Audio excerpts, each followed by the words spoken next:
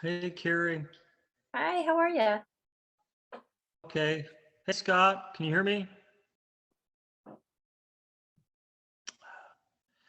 Okay, maybe not. How's your day been, Kerry? Fantastic. Yeah. Yeah, it was a long week, so today was gorgeous and relaxed and good. Yeah, I just came from the first in-person open since March of 2020. Oh, wow.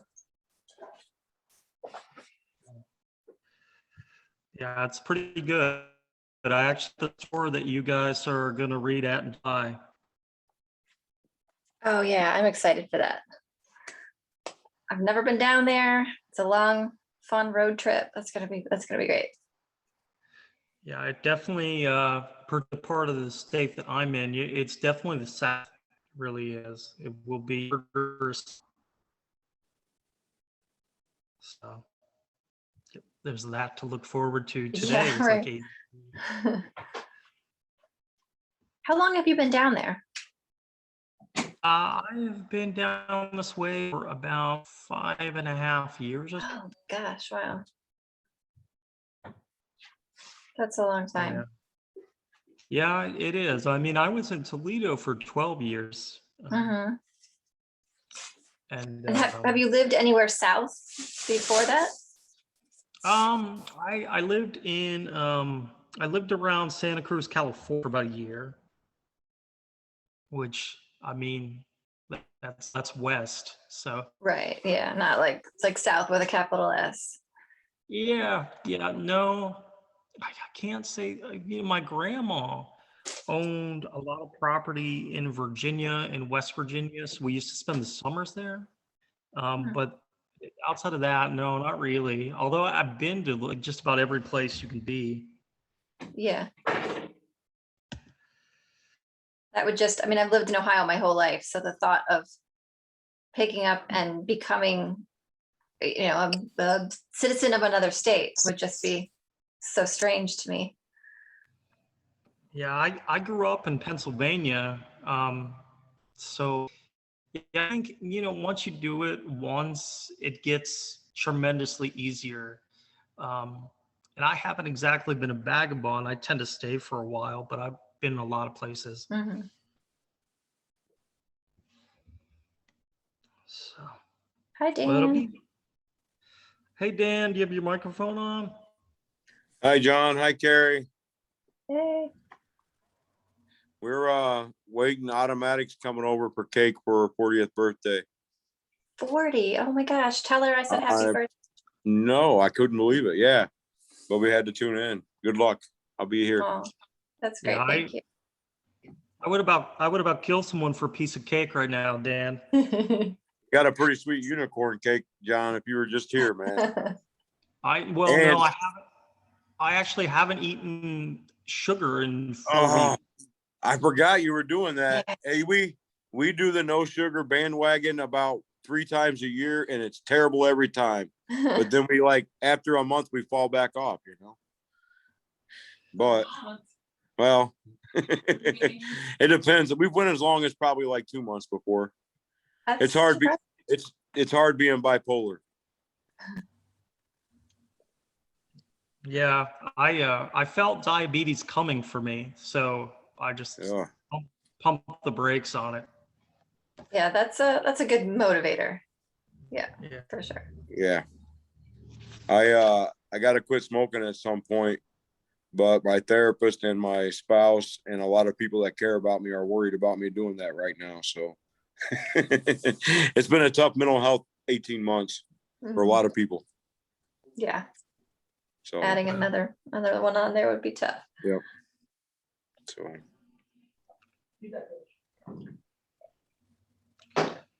yeah, I was good with it for about a year. And then I sort of ran out of things to write about because I hadn't been on the highway. And that's when the depression set in.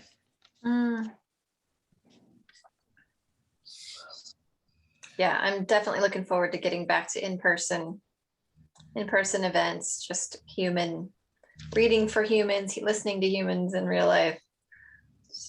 much better. Kerry, are you doing the Madhouse reading on June 19th in No, Toledo? I didn't know about it. Yeah, they're doing a reopening Madhouse. That's cool. Those readings go a little late for this little old lady. Yeah, but 'Cause they're it's- always so jam-packed with so I many know. good people, man. I know, because it's like an hour and a half drive home for me Yeah. from there. Yeah.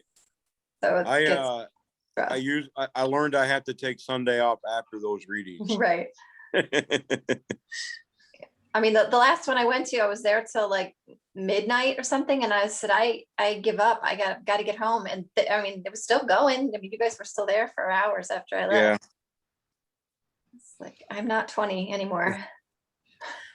Hey, John, I don't know any time frame yet, but I'm hoping this fall, between August and October, to drive to Trinidad and Denver to do book readings for my book. And I'd be really cool to stop in Missouri, I think, too, and visit you guys. I'd be good with that. I can set you up a reading at the store that John, Kerry, and Adrian are going to read at in July.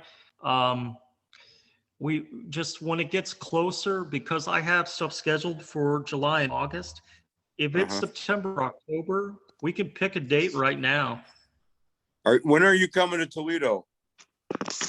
I usually do that reading in October. Okay, I don't want to miss that. So maybe September, maybe early October, maybe. Yeah, I don't know. That would okay. I'm trying to plan a little like weekend, like I'm doing Memphis and Nashville with Patrick McGee and Trina at our art district in Memphis. And then I'm doing Nashville with Nadia Bruce Rawlings from Punk Hostage in 2 weeks. So that'll be my first stop. I'm pretty excited. I can get you something in St. Louis too. It'll be a lot nearby then. A lot of the stores that I know, and I talked to Johnny about this, a lot of their readings are opening back up toward the end of August, beginning of September. So you can go about 90 minutes from St. Louis. John, I just turned my video on so you can see that the Illinois farm boy really does love St. Louis and the Cardinals. That would be a dream come true, really. So. Well, it wouldn't be October, but if you're hearing baseball still going on, I'll go to a Cardinals game with you. I haven't been to a baseball game in a long time. That would be probably one of those moments where, like, if I could go to a St. Louis Cardinals game with John Dorsey, I'm there. You know what I mean? Like, damn it, Victor. I had to, man. I had to. I understand. You know, Ed Werstein posted a Ferlinghetti poem a while back that he wrote about Willie Mays and McCovey and the San Francisco Giants. And somehow, like, only Ferlinghetti could do, he tied that into like racism in America. That was an incredible poem, man. Yeah, the Cardinals are, but I'm still mud hens all the way. Yeah, Like, I'm gonna try to get to a game. When when you come visit, John, I'd like to get you on my podcast sooner, Zoom wise. But when you come visit Toledo, I have the studio here. It'd be cool to have you hang out and do a live podcast or something. Yeah, sure. I'd be down for that. That'd be a lot of fun. Hopefully by then I'll have my lounge done and we can like set it up to hang out right. Hey, I'm gonna shut up so you guys can do your thing, man. Thanks for letting me hang out. Oh, not a problem, man. Started in 5 minutes here. I've been letting people in. But I got to learn to pay attention. Victor, your beard is looking really excellent. Yeah, it's coming back. I had to cut that shit off whenever they sent me with them corrections consultants all over the state. So thankfully that's over, so I can get it grown back.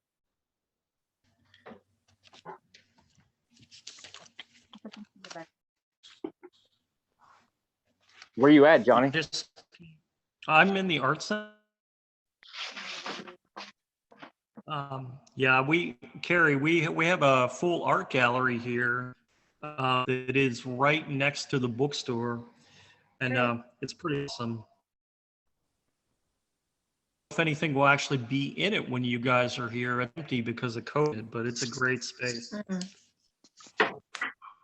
Yeah, our local gallery just opened back up and has rotating live shows back, which is nice.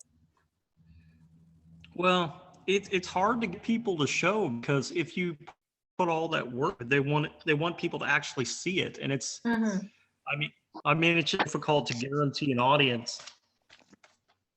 Sure.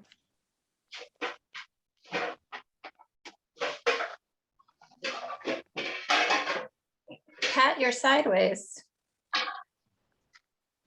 Yeah, Pat, you man.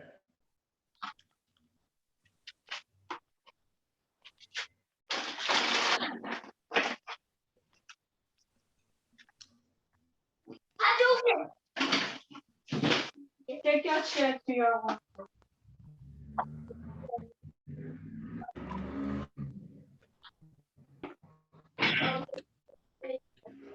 Yeah, Victor, I think I'm gonna give the whole crate of cookies that I bought before sugar to the man. You were cutting out a little bit, Johnny. What would you say? I think I bought like a ton of cookies before I gave up sugar, and I think when you come, I'm gonna give them all to the milkman. Yeah, he'll take them. I know he will. Yeah. Can you come? I need you to clean the mess you made. Or you know what? I think I'm gonna make some labouille. Do you guys want labouille? I want labouille. Okay. I have some. Who say I have some? Oh, I'm so sorry. I thought I was mute. I'm talking to my little. That's okay. Labouille is porridge in Creole. So every night I make labouille for them to go to sleep. Sounds good. Oh my goodness.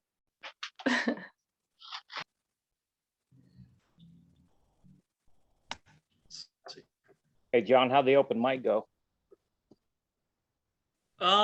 It is still currently.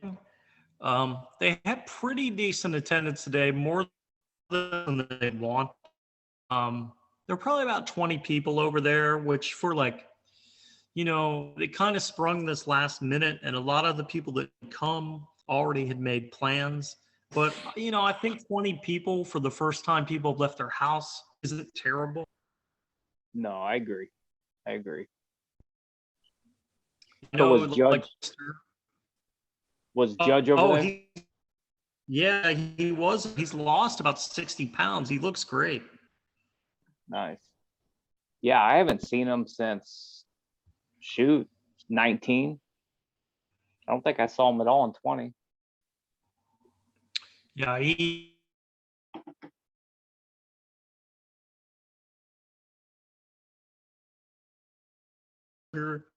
that he wants to bring to my house. So I guess that's happening. John, you're Let me, freezing a little bit. Yeah.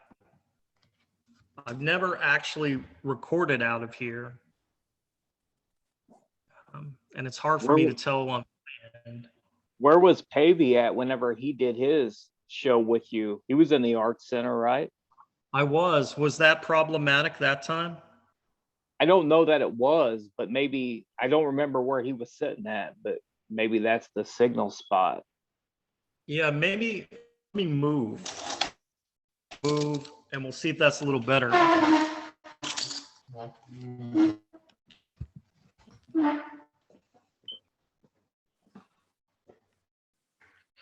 Yeah, because that's true. I did do that with one, but that was the very first one.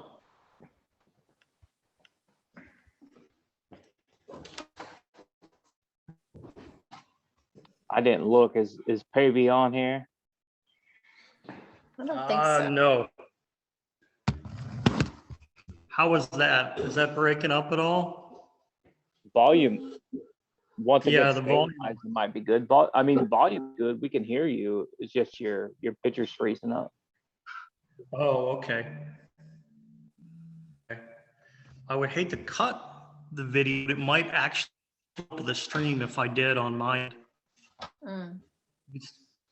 You could still see Kerry in that way. I wouldn't be able to see me.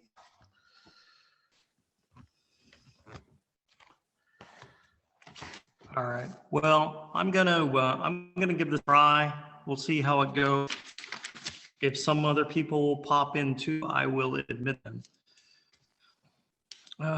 Man, always at my wits' end of where to begin. Kerry, it's good to see you. You too. I'm really glad that you agreed to do this. We've known each other a pretty long time, but I feel like we've never really spent time together, so it'll be good to get to know you a little bit more from the questions. So, this is just like a standard question. I wanted to talk or have you talk a little bit about how you got started with poetry and what you were reading then, what got you involved. Well, I started writing poetry when I was 8. So we had a visiting writer who came to our grade school, the elementary school, and worked with all of the classrooms. It was an Ohio Arts Council grant program. And her name was Devin McNamara. And she was just this lovely woman with this long black ponytail and these bright red lips and just a very vibrant personality. And she had us do little poetry exercises, and I was hooked. I loved it instantly. And I had read some poetry, had children's poetry books in the house. My parents were both teachers, so we had lots of books in the house. But nothing, it never occurred to me as a child that these poems that I read and look at the pictures of and such are just things people write, like that's a job that you grow up and you do that and you write these things. There was just sort of this disconnect between this art that I consumed and the fact that it just came from people that do this. So having her teach us to do that was just this lightning bolt of, oh my gosh, this is like a real thing that I can do. And so it stuck. So I started writing in little journals. I wrote short stories. I stapled together a little novel that I illustrated about a mouse when I was like 9 or 10. I mean, so it was just something I always did growing up through high school, through college, as just a constant activity. It didn't occur to me then until college when I took my first poetry class that I was any good at it. You know, I hadn't really thought much about whether I'm good at it or, you know, have any kind of natural talent or whatever. It was just something I always did. It was just like a habit. So then in college, once I started learning more about what I was doing really all along, then it kind of dawned on me, I can keep doing this. Like, this is something I could publish things. And, you know, so I don't know. It's just always been an aspect of my personality as much as I like to ride my bike. I like to draw things. I like to write, and it's just me. So I mean, I started out writing fiction as well. But eventually poetry just sort of took over my life. What is it about poetry for you that makes it like the art you stuck with primarily? Honestly, it was convenience. I've always wrote short stories, and I've published some, and I wrote a shitty novel. So I have been into the longer form all along, but with working full time and kids, I mean, it's easier to consume poetry in small bites, and it's easier to produce it because it's just a shorter time commitment. I can sit down and write a poem in one sitting and then come back in another sitting and edit it. You can't do that with a short story. And so I just don't have the luxury of time. So it was really, the older I got and the busier my life got, the more and more the fiction got cut out and the poetry took over. I always enjoyed both. Do you ever find yourself going back to fiction at all? Do you do any of that now? It's been a while. I mean, the novel would be the sort of ongoing that I'll revisit it once in a while and tinker with it and hate it over and over again and love it over and over again. So that sort of is always this little undercurrent that when I have a whole day off or something, then I might revisit it. But it's been probably 2 years since I've actually started a fiction piece and then finished it. It's been a while. Yeah, I know what you mean. I actually got an offer for a novel, but I could never really finish one. But I wanted to ask, because when I came to Toledo, you guys were just, you and Johnny and Adrian and Mike Hackney and Swale had sort of been, and Mike Kaczynski had been the poet in Toledo. And then because of having families and everything else, things had kind of dispersed for a little while. But I heard about you guys when I moved there, and I was wondering if you talked to me a little bit about the history of things like Sam and Andy's and the Unmade Poets, and why in particular that was a special time, because everyone always tells me how special it was. It was. I mean, we were young, so we had the luxury of time to hang out with each other and learn and write together. I met Johnny and Adrian in class, in a poetry class at the University of Toledo with Joel Littman. So that's where the three of us all met each other. Mike Kaczynski was working at the time at Sam and Andy's. I think if he wasn't working there, he was just there an awful lot. So we had Tuesday night readings there, that there was a whole group of us that we were the young college kids. And then there was the old guard, the Joel Littman, Nick Muska, Don McKivitt, the fellows that have been writing in Toledo for decades. And then everything in between. So it was just a great place as a young poet to learn from those who've been doing it forever, learn how to read. It's where I first got up and read for a crowd and was terrified. And we would write there. We would meet before the reading, kind of hang out a bit, do some little exquisite corpse exercises, or just talk about stuff, pass around things. And we also then started meeting at Lori Nicolai's house on Alameda Street in West Toledo. So there was a group that had already been meeting, and I sort of entered into that already established group that had been meeting at her house, and we'd cook dinner and drink wine and pass poems around. And, it was just sort of idyllic as a 20-year-old to be able to be surrounded by this thing that I've loved my whole life, and didn't know that there are all these other people that do it and love it just like I did. And so it was magical in that way, like stumbling upon this little fairyland of other poets that I never knew existed. And do you feel like your work was either changed because of that time period, that it changed what you wrote? I think it opened me up to different, just very basic form, the way things look on the page. I had always written in the same physical way on the page, as far as my line length and stanza breaks and such. So it was seeing the different ways that everybody else wrote, just what they looked like on the paper, was new to me. Obviously, people like established poets that I read, in books would do things other ways, but just expanded my experience and options for how to express things and what happens to the content when it's pushed into a different form, and vice versa. Yeah, I know in particular the stuff that you have sent us at River Dog is a lot different in some cases as opposed to some of the stuff I've seen otherwise. And it's fascinating. I love visual poetry. Joel Littman and I have had many discussions about visual poetry. But one of the things that I wanted to ask you, obviously, like, if you've been doing this a long time, your work has changed over time. Otherwise, you probably shouldn't be doing it anyway. How do you feel like when you look back at that younger version of yourself and you look at your work now,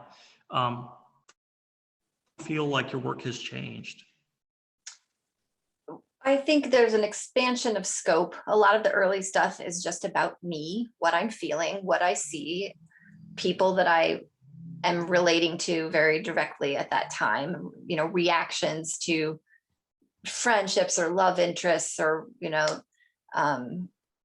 it's just me focused, the earliest stuff, which I think is typical. I hope so, that I just wasn't, you know, a 14-year-old narcissist. I think that's just what I knew. So then as I've aged, the poems have broadened out to include more types of relationships, more, some political. I don't write a lot of political stuff, but you can't help but absorb things as you become a citizen of the world. So yes, certainly some of the work reflects certain social movements and politics and stuff. And I think from a content standpoint, I've just become more brave as time goes on. You know, and the early stuff is more, I don't want to say simplistic, I guess simplistic, more writing about love or writing about nature, things that are sort of universally like okay to write about and that anybody would understand. And the older I've gotten, the more I've learned to write about specificity, about very particular situations. And there will always be somebody out there who understands that or who can connect with those things too, if that makes sense. It does. It makes a lot of sense. And I think if you're not a narcissist at 14, you're probably something wrong with you. Yeah, I can remember my first poem, and it was terrible.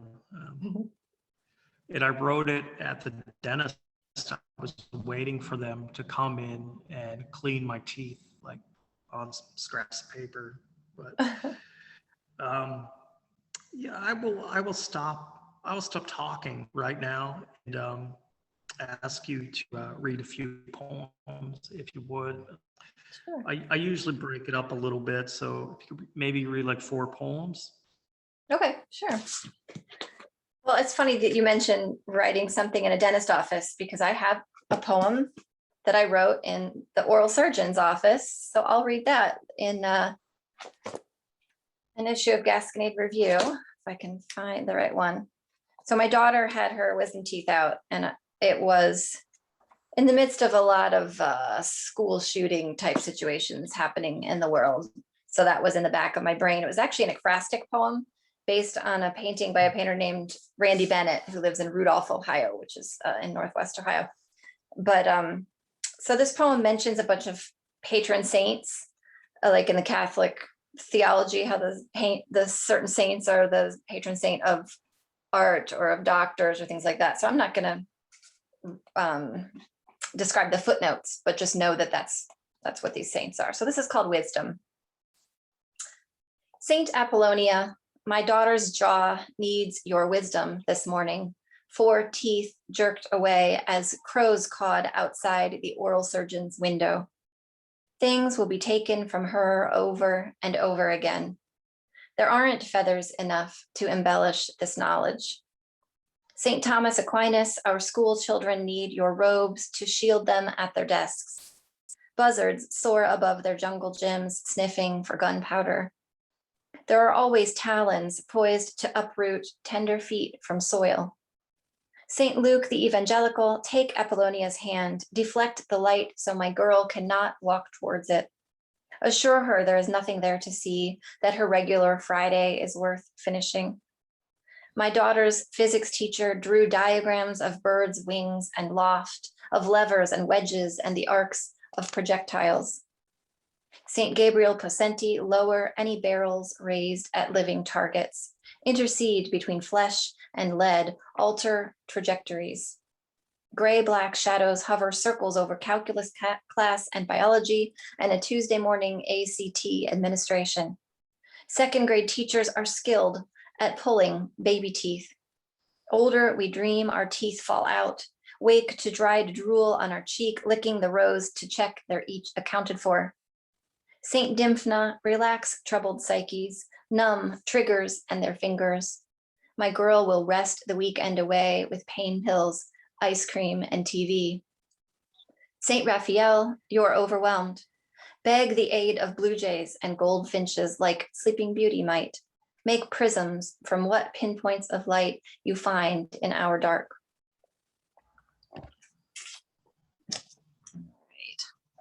That one's gloomy. I'll read another one from actually the same issue of Gasconade Review that's a little happier. This is Roasting Turkey for Friends. Drippings crackle brown to the roasting pan, and the house is gauzed with rosemary smoke. The beast's neck and gizzards poach in celery, sage, and an onion's outermost white cloak. Outside, January bombasts itself against the windows and kowtowing shrubs. As a girl, I would wake Thanksgiving late morning at my grandparents' quiet house to the same sizzle, bake, and boil, to the oiled mechanisms of seasonal feast. The small bathroom with its ever-closed door, the only room in the house left unsmoked, and cool, with fogged window and sweet soap, like stepping into a cardinal's startled heart.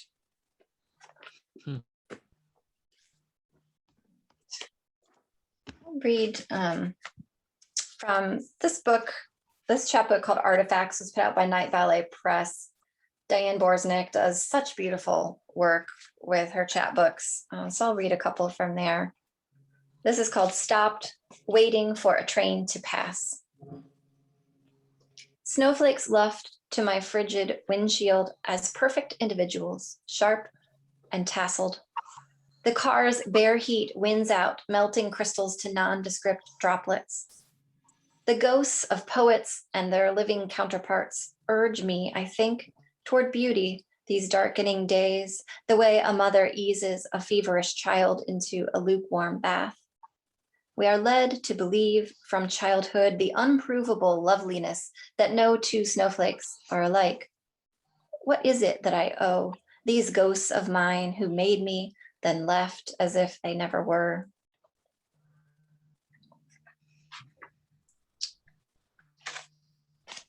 This is called Archaeological Survey of an Unfamiliar. Okay, let's try that again. Archaeological Survey of an Unfulfilled Dramatic Prodigy. You can see by the carvings on the interior of the sarcophagus that she persisted in creating with her hands. Nervous habit, really. Note the lack of fingernails, the hair twirled in anxious whorls. She was always crawling into nooks, the narrow underneaths of beds, the dead intersection between armchairs placed at right angles to one another, which often meant under an end table, her own skull. If she saw a staircase, her first thought was to look below to find its stuttered angled ceiling closet. While curled inside, she longed to burst free. While free in the wide oxygenated outer side, she longed to be stuffed into a steamer trunk or a gray footlocker or a window seat hinged along its spine to store wool blankets. Whether inside her nooks or free in the air, she longed to deliver Shakespearean monologues, and often did, though to no audience, and to sing aloud despite lack of skill in song or dancing. Her desire to erupt in words, in tune, in general orange effluence scratched at her from the insides like an egg tooth.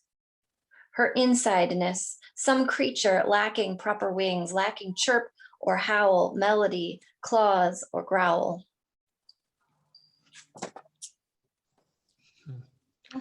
So that's a great poem. You brought up Night Ballet, and there was something that I wanted to ask. Have you talked to Diane? Not in a while. It's been a bit.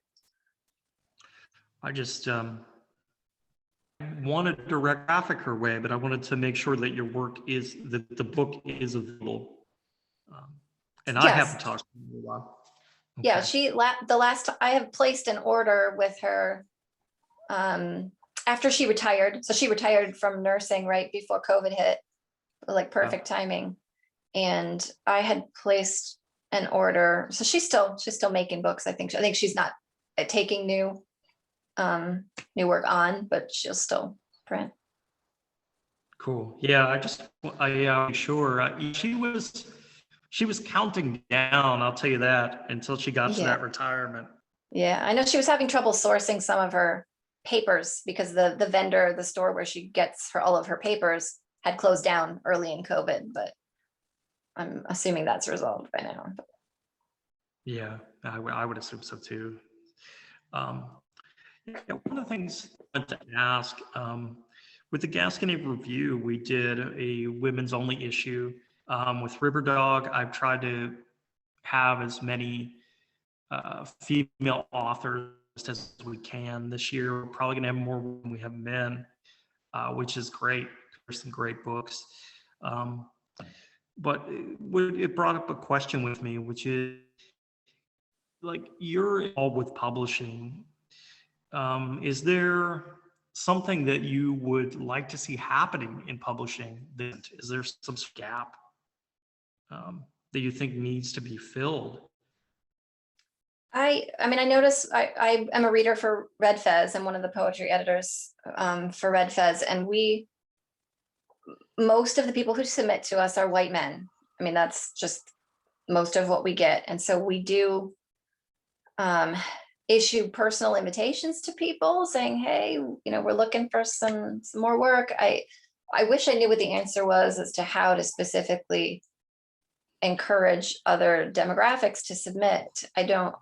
I'm not sure, but I notice it. And I know Dan Denton had noticed it with him printing Lunch Bucket Brigade, that he had more men and was looking to encourage more women. So I don't know why, if it's that more people aren't people of color or women, if we're just not submitting as much as men do, or are we only submitting to specific places? And I don't know. I don't know the answer to that. I mean, I do see it from my end as what I consider an issue, that we don't have a very broad spectrum of people submitting to us, for sure. One of the, when we were in the women's issue, I got flooded with from we got some really wonderful stuff. Then when it wasn't specifically just a women's issue, that submissions went down dramatically. Yeah, that's funny. It was frustrating. Yeah. Because I had hoped that when we did that, it would lead to more women like submitting to us continually, but that was not the case. So I had read once, probably an article in Poets and Writers that was saying that when women get rejected from a literary magazine, they are very unlikely to try them again, even if the rejection says, please send to us again. We really liked it, just wasn't right for this issue. Send again. That men are much more likely to, yes, absolutely send again, and women don't.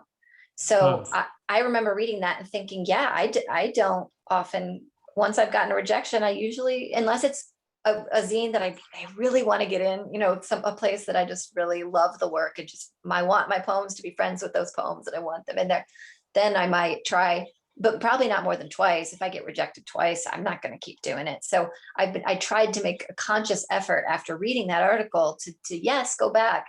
Because even on my tracking, when I track rejections and in my submissions Excel file, I'll put in parentheses, I'll put an R for reject, but then put nice in parentheses, meaning that it was a really nice rejection. So I should probably try them again.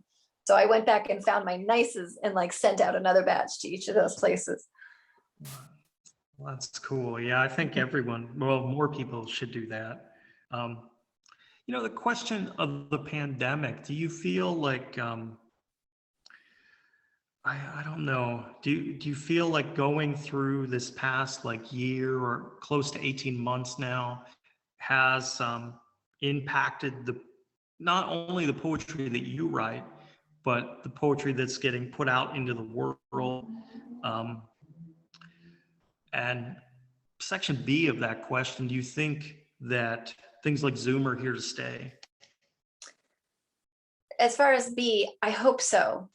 I mean, I think a lot of us are getting, after a year of this, maybe a little kind of zoomed out, a little sick of seeing all the little faces. And as things open up and we have the option to see people in person, I think a lot of us are going to gravitate back towards our live things, and some of the Zoom things will go away. But it's such a fantastic opportunity. I've met a contingent of poets from Florida that I never would have met before, and New York folks I never would have read with before. And so folks who are at home with disabilities or who work odd shifts where they can't get to things in person, I mean, it just opens up this whole world to us to meet other people and hear work from other countries and across our country. So a lot of folks who run Zoom readings, Johnny, for instance, one of the New York readings that I go to, are hoping to keep at least a partial Zoom thing going along with, whether it's sort of just having something running in the background as a live stream that people can hear but not participate from far away,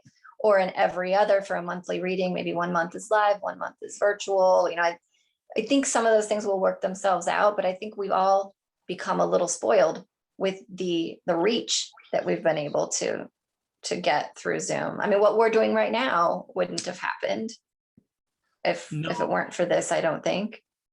Probably not.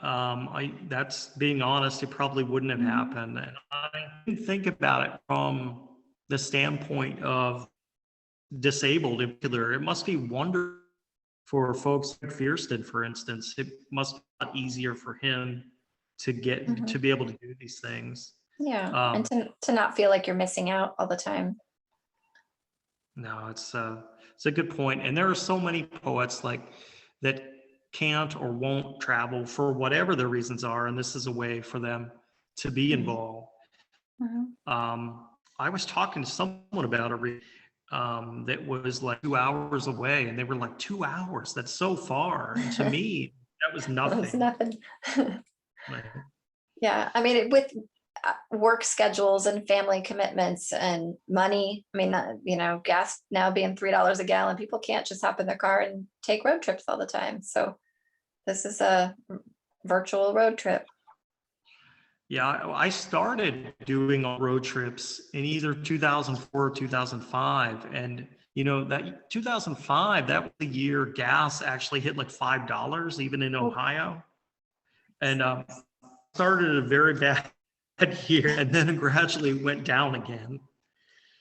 So yeah, but to the first part of your question, as far as how is this situation changed poetry? I mean, obviously we have a lot of poems about the pandemic and about being isolated, and a lot of, I think, people like me who consider themselves introverts who suddenly realize maybe I'm not that introverted because I really miss people. And at the beginning, I thought this was going to be easy to just be home. I love to be home. I'm definitely a homebody, but really started going stir crazy really quickly.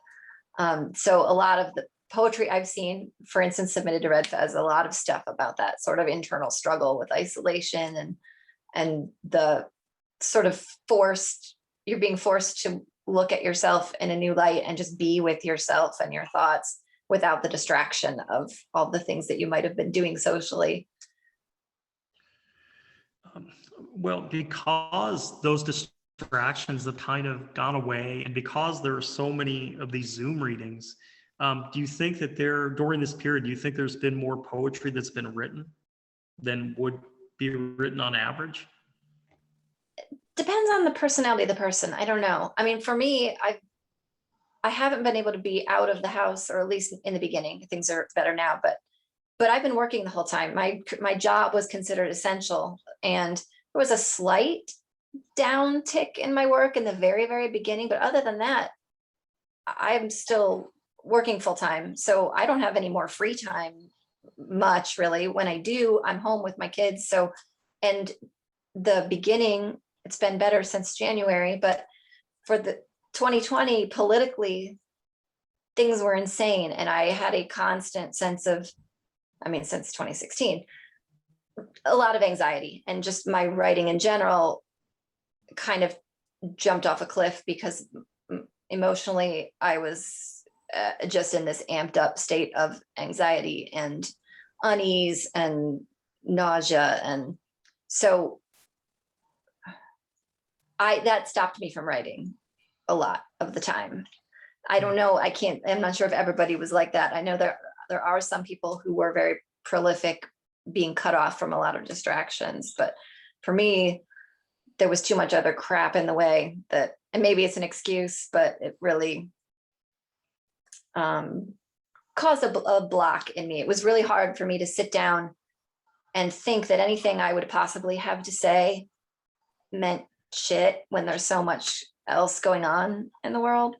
People dying left and right, and migrant crisis, and God knows what. I mean, all these things that I would sit there and stare at a screen or a piece of paper and think, I'm nothing.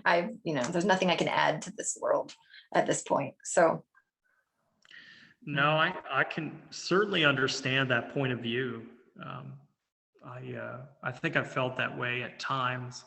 I just felt sort of trivial. But hopefully you write it down anyway, and then maybe you can, pull it out of a drawer and then it's there. But yeah.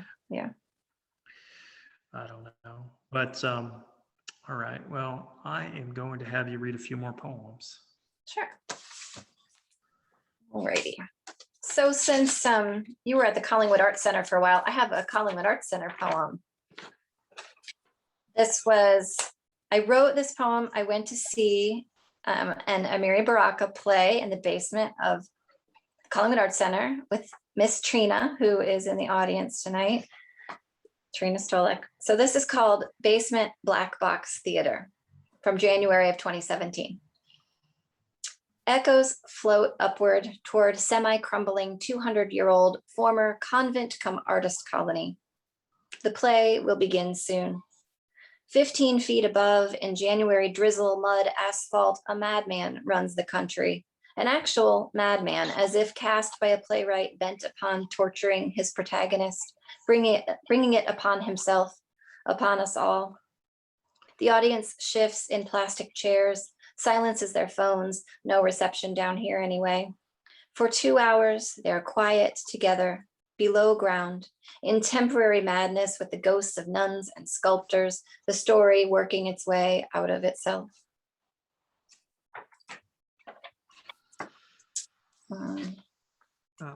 Kerry, was that the production of Dutchman that Gary Yes. Bond had done?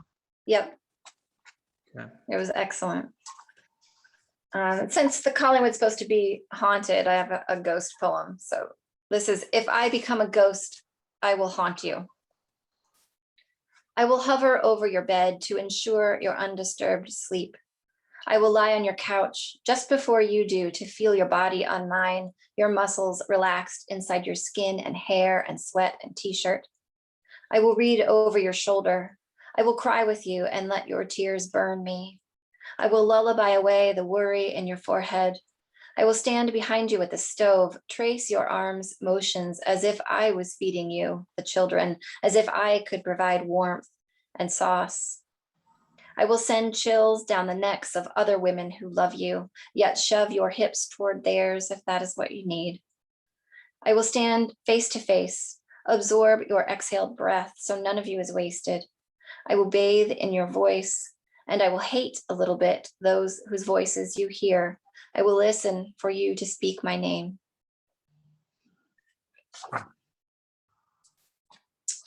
Archaeological survey of a lifetime writer.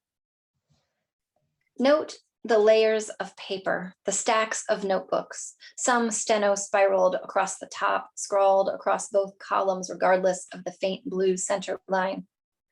Note that some notebooks have protective plastic covers as if something was worth shielding. Some standard cardstock covers doodled, worn, bent, and torn. It seems there are stacks of 6 by 9 inch end papers ripped from fronts and backs of books on parents' shelves, ragged along right sides, gold along the others. Note that the uppermost layers are newest, pages soiled with coffee cup rings rather than the lower layers of Halloween chocolate smudges and scented markers. It seems there are stains throughout, as though impurities are inseparable from the words themselves. Notice the loneliness common to each layer, splintering like slate, and narcissism veining as though marble. Note the cyclical themes. Just when it might appear that an element, Shame, perhaps, might be isolated to one layer. One digs deeper and finds another boulder of it. There is no reason to assume these layers will alter over eons, will not simply repeat, stacking higher. There is no reason to believe there is an ending.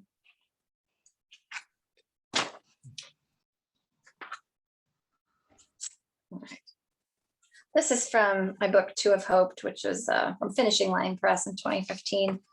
This is called Mourning Doves.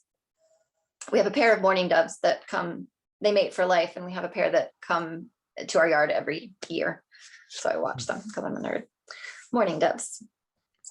Our artistry roses compete with the neighbor's pink peonies for who can blast themselves loudest, longest against the Sunday, June, storm cloudy horizon. The newspaper is late again, and I won't email complaint for fear of what the stranger delivery man might do, driving inches from my front porch each dawn while I breathe steady, damp air. The breeze stirs two sets of wind chimes somewhere down the street, one metal, one wood. We have no wind chimes. The breeze stirs our curtains, roses, rainwater pooled in footprints near our tomato plants, lint glommed on the dryer vent cover that the mourning doves pluck to nest. The mourning doves weep in the gutter because they know the wind carries people away. The peonies will brown and bow together soon. The roses will flare over and over till Thanksgiving, like kisses where each one feels like goodbye.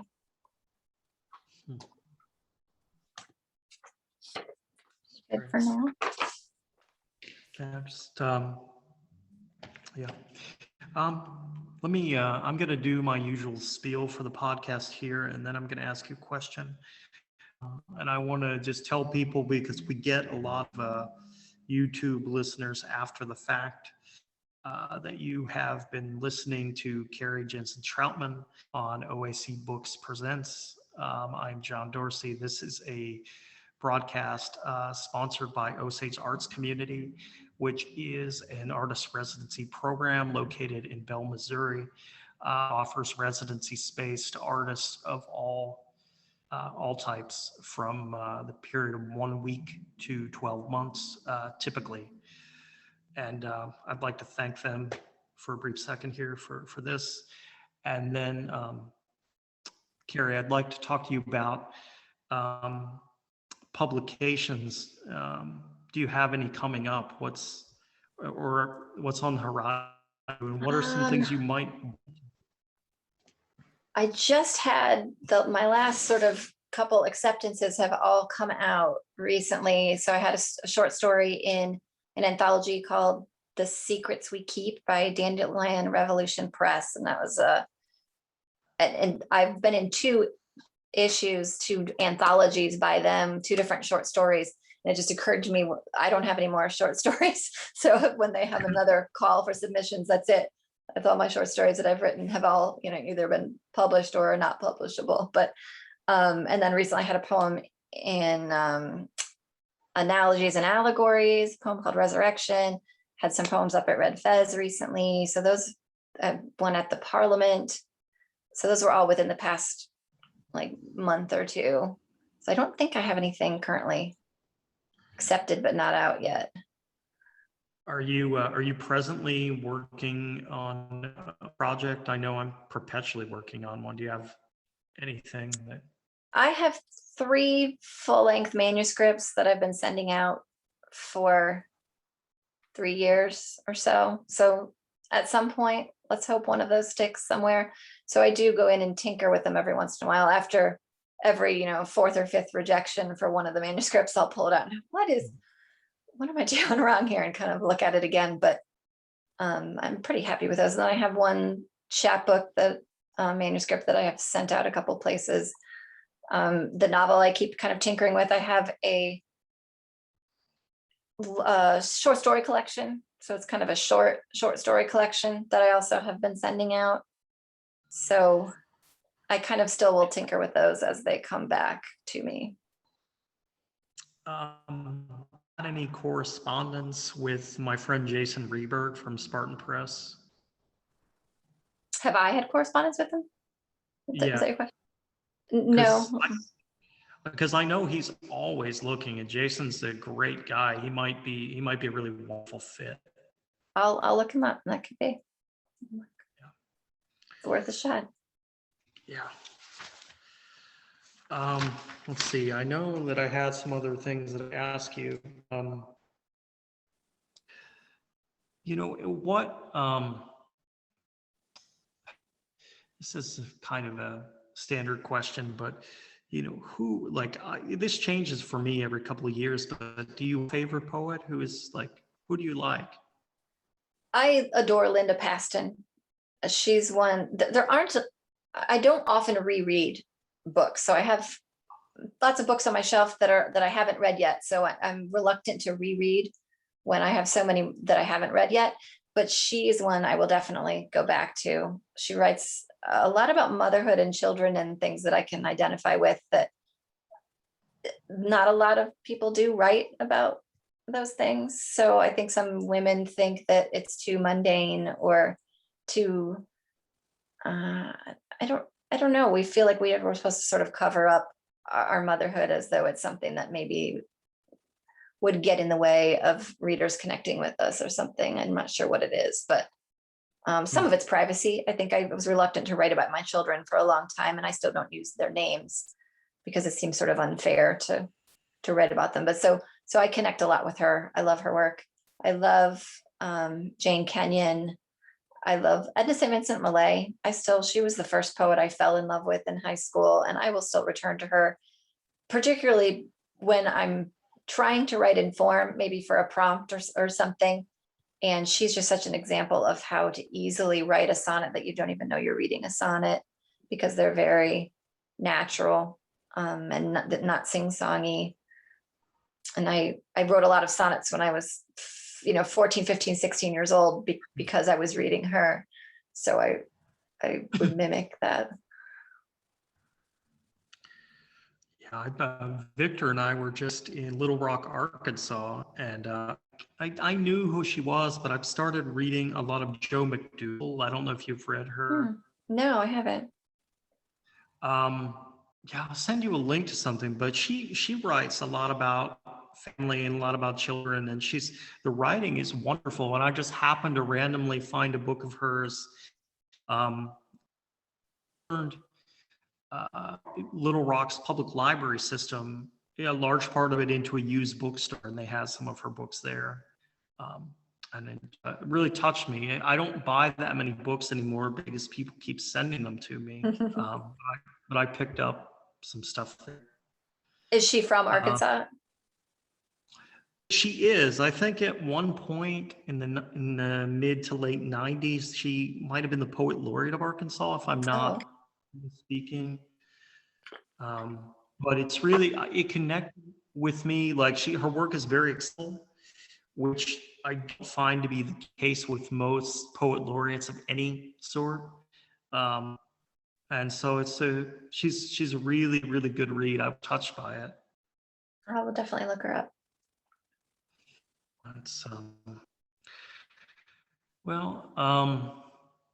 And with that, I did not have a ton more questions I wanted to ask. So what I will do is I'm just going to ask you if you would pick one that you really like, that you would like to close things out with.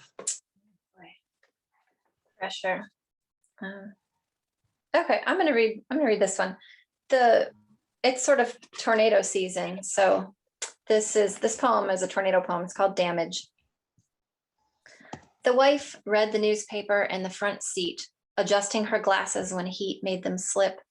The husband gripped the wheel with his right hand, let the left hang out the window with the wind rushing like jello in his fingers.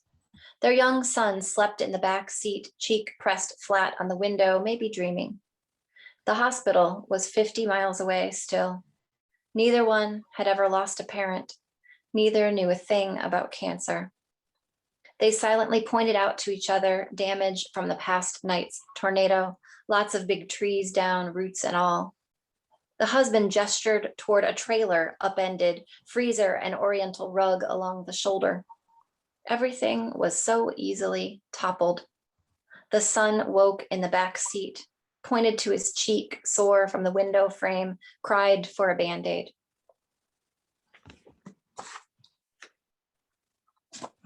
Thank you for that, Kerry.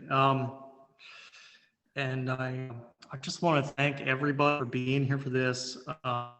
We'll definitely have a lot more people that will listen in later. I generally get a lot of really nice positive comments after the fact. And I just really appreciate Victor for letting me use his channel, which is unlimited, which has been a godsend. Mhm. And with that, I am going to close for tonight, but I want to say that July 17th, Kerry and Johnny McIntyre and Adrian Lyme will all be in Bell, Missouri, reading at Barb's Books, which has been completely and it's totally wonderful. Leave the night before on the 16th in the evening. We're going to all end up reading at Dunaway Books in St. Louis. I'm just waiting for them to say thumbs up or thumbs down. And Wright manages the store, and he's wonderful. And thank you, guys. Thank you so much. This was lovely. I appreciate it. Yeah, it's been great. I actually smiled a little bit, and it's been a while. So, but all right. Well, wherever Dan Denton went, I hope he is eating some cake for me, and I will see you very soon. Kerry, thank you. And as soon as this posts, I will send you a link and post it a few different places tomorrow. Thank you. It's good to see you, Kerry. You too. All right, you guys have a wonderful evening. I will see everybody soon. Cool.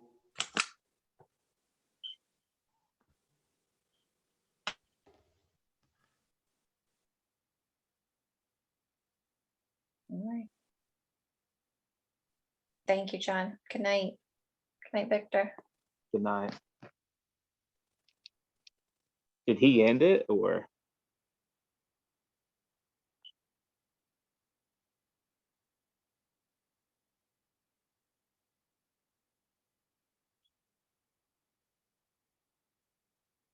Are you still there, Johnny?